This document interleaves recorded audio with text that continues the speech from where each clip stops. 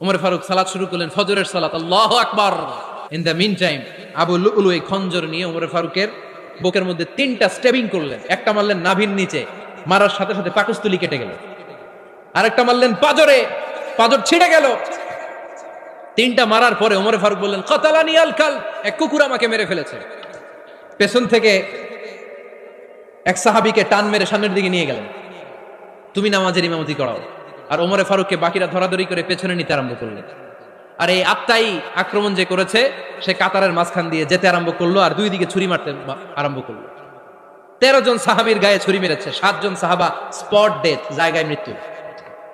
এই ভয়ঙ্কর অবস্থা দেখে এক সাহাবী বুরনুস, এক ধরনের জুব্বা আছে মাথাওয়ালা, অনেকে জ্যাকেট পরছেন না এরকম মাথাওয়ালা, লম্বা জুব্বা আছে আর ওরা শীতে পড়ে মাথাওয়ালা, এই মাথাওয়ালা জুব্বা বের করে এক সাহাবী জালের মতো তার দিকে উড়ায় মারল।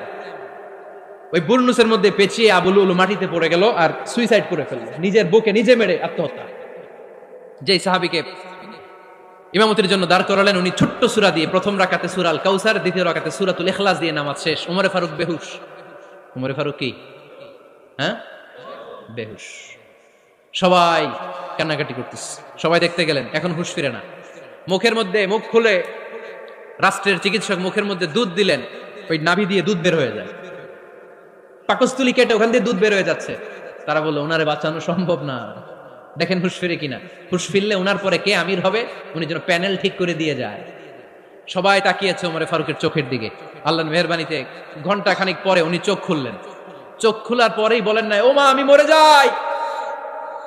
চোখ খোলার পরে উনি বলেন নাই, কে মারলো।